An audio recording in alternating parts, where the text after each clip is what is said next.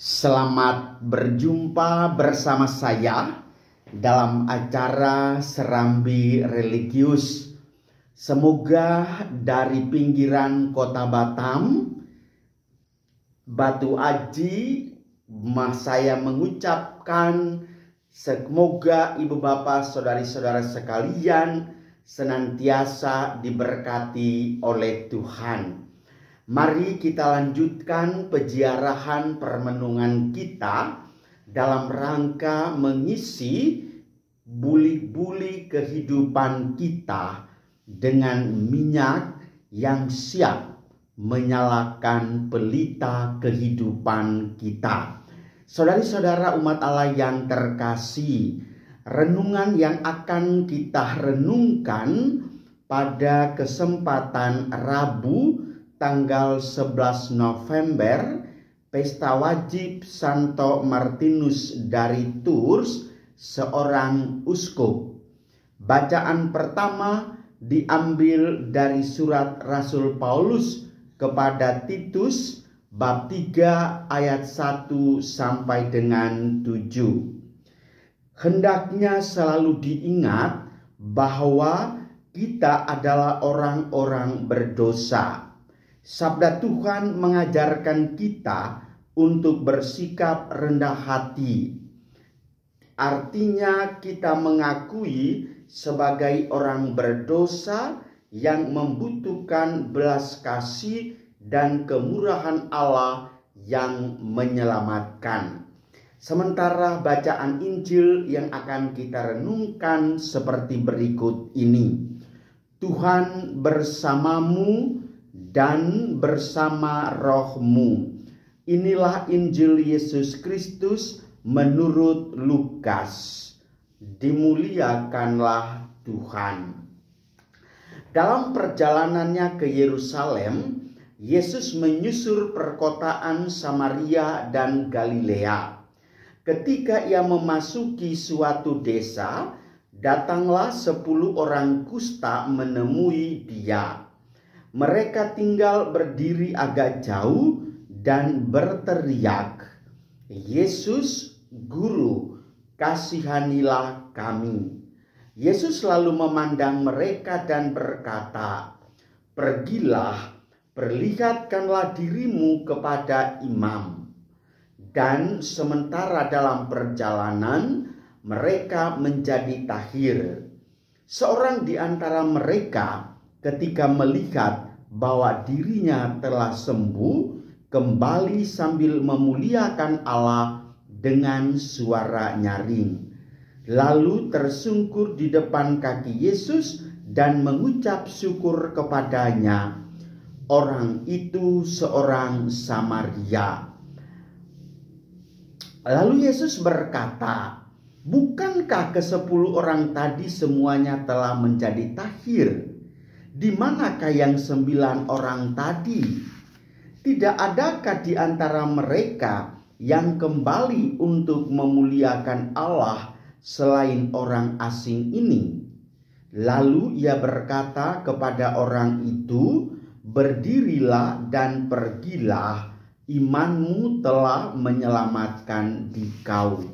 Saudari-saudara umat Allah yang terkasih, Santo Martinus dari Tours, seorang uskup, pernah berkata demikian, "Ya Tuhan, kalau bagi umatmu aku masih dibutuhkan, bekerja aku tidak enggan, terjadilah menurut kehendak-Mu." Saudari-saudara umat Allah yang terkasih, Martinus dari Tours terkenal seorang yang sangat memiliki jiwa sosial begitu mendalam. Bayangkan saja, pernah dalam musim dingin dia sedang berkendaraan dengan kuda, memakai mantol.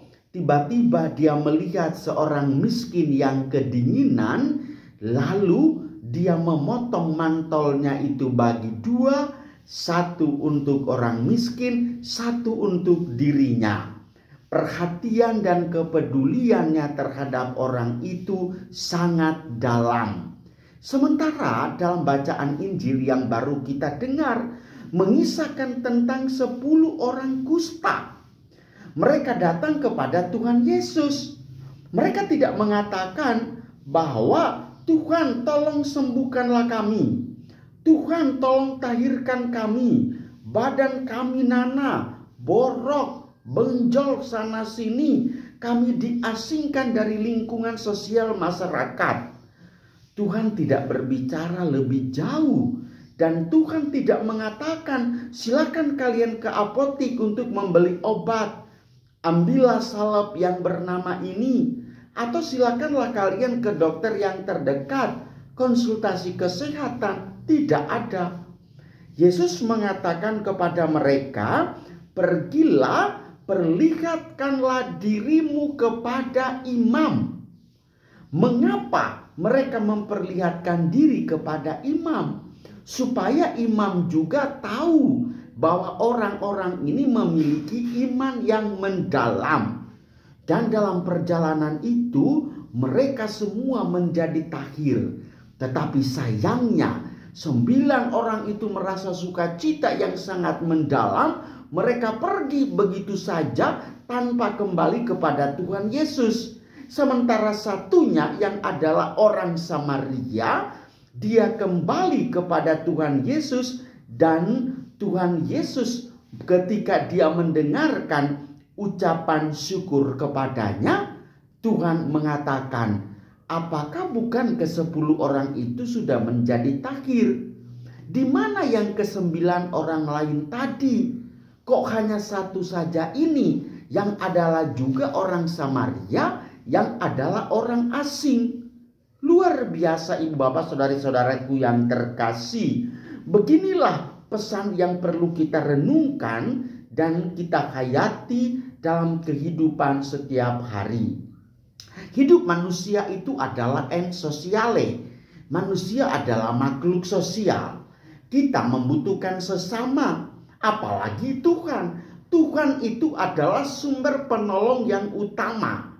Dia adalah dokter yang utama. Dia adalah penyembuh yang utama. Maka ketika mengalami sukacita, artinya kegembiraan ada pada dirimu karena engkau telah mendapatkan pertolongan. Sampaikanlah ucapan syukurmu. Puji syukur kepadamu ya Tuhan atas terkabulnya doa-doaku. Puji syukur bagimu ya Tuhan karena anakku sudah mendapat pekerjaan. Syukur bagimu ya Tuhan suamiku kecelakaan tetapi tidak mengalami luka yang berarti. Syukur bagimu ya Tuhan karena sudah mengaruniakan saya seorang anak yang menjadi dambaan keluarga kecil kami. Inilah ungkapan syukur. Tetapi ketika kita sudah mengalami, kita merasa bahwa bangga, hebat, lalu kita mengagung-agungkan diri, lupa dengan Tuhan, bertobatlah. Saudari-saudaraku yang terkasih, pilkada sebentar lagi akan berlangsung. Pasti Anda akan mengatakan, wah, pilkada itu kan beda dengan pil KB. Kalau pil KB lupa langsung jadi. Sedangkan pilkada kalau sudah jadi langsung lupa. Persis seperti orang Samaria, sudah jadi langsung lupa. Oleh karena itu kepada saudara-saudara sekalian, saya juga berpesan, kenalilah calon yang menurut Anda sangat toleran, berjiwa sosial, mengutamakan kepentingan masyarakat, dan itulah tanda kepedulian dan cintanya kepada rakyat yang dipimpinnya. Saudari-saudara umat Allah yang terkasih, kepada kita semua hari-hari hidup kita adalah memohon pertolongan dari Allah. Tetapi kepada saudara-saudariku, jangan lupa mengucapkan terima kasih dan syukur kepada Tuhan. Di sanalah kasih Tuhan semakin bertambah, semakin melimpah bagi kehidupanmu selanjutnya. Tuhan memberkati kita semua. Amin.